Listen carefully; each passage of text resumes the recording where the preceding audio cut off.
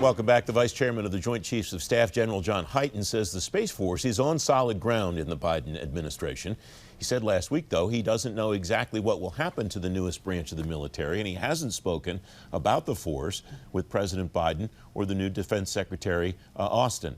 Makena Young is a research assistant at the Aerospace Security Project at the Center for Strategic and International Studies. Makena, thanks very much for coming on the program. You point me to some notes where you say General Raymond has said the Space Force plans to triple its size in 2021. That sounds to me like a force that's operating under the assumption that they're moving full speed ahead, right? Yeah, absolutely. The Space Force isn't going anywhere, although it does have its critics. It was mandated by Congress that it stood up. It would take an act of Congress to take it away. So the Space Force really is moving full force ahead.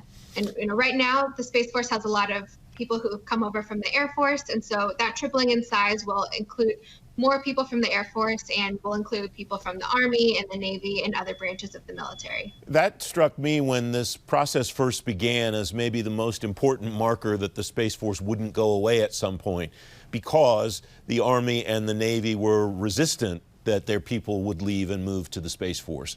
Is that really kind of what hardens or matures the Space Force in the minds of the other organizations inside the department? Yeah, I think so, absolutely. And the Space Force kind of gets a bad rap. It's kind of a shiny new object with a fun name, but it's really important. It's a space for all of U.S. military space to come together. It puts all the operations together. So it really has an important part in our military. Space is so important in our missions going forward. And so the Space Force is really going to hit its stride, and it will be a really critical part of our military. The most recent hubbub about the Space Force revolved around the location of the command HQ. A lot of people figured it would stay in Colorado Springs. The Trump administration announced right before it left office that the command would stand up in Huntsville, Alabama, because of the other space operations that are there.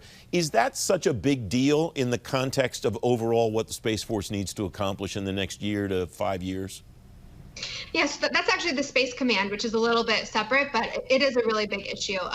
The Air Force in the past had kind of hinted that they would recommend Colorado to continue to be the base. It's been pretty controversial in the space community, and some of the other states like Colorado and New Mexico have actually filed and for an investigation into the selection process because they don't believe that they know everything that happened that went into that decision. So I think that's actually one of the first things that we'll possibly see a Biden administration tackle, is to have another look at this decision and really, help people understand and maybe even repeal it and pick a different place to go forward. What does it matter, though, where the command is located vis-a-vis operations? Does it make a difference? Not so much in the long term. It's been stood up in Colorado right now, which is close to a lot of other military space operations. People want it in their state because it boosts the economy. Bringing people in really helps everything that goes on there. But right now everything's already been set up in Colorado, so a lot of people believe, why not just keep it there? If it's been operating there really well for the last year plus, why move it? What are the biggest potential roadblocks the force needs to deal with in year 2, in your view? I think the Space Force, one of the biggest problems is just its messaging. Critics, I think, really just don't understand what it does. And so I think that as it grows, the Space Force just needs to come out and really say, hey, look, all we're doing is consolidating what we already have in the military. We're making space easier to navigate. It's all under one roof. And so I think that messaging is going to be a really important part of silencing those critics and helping it grow. In the notes that you sent, you write about the National Space Council.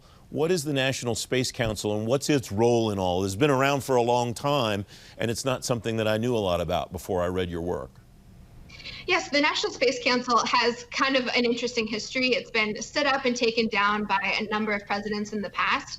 President Trump stood it up again in 2017. And so it's kind of a place where a lot of space policy people can come together, talk about these national security issues in space, and put together comprehensive policy. So it's really a place where people can come together, think about this policy really intently, and put out good work. And they've put out a lot of space policy directives that have come as a direction from the National Space Council. So that's another decision that's up to President Biden, is will he keep it? Will he take it away like other presidents have? But, a lot of space experts have pleaded to keep it because it does important work. We have less than a minute left. What kind of work does that council do, and why would that benefit both the broader administration and the Space Force in particular, Makena? Yeah, so the National Space Council is just a permanent place for cross-department and agency space policy discussion. So it coordinates space policy, it coordinates with the White House. It's really a place for people to come together with experts and just get an immediate decision of people who've been doing this for their entire career. Makena Young, thanks very much. I appreciate it. Thank you so much.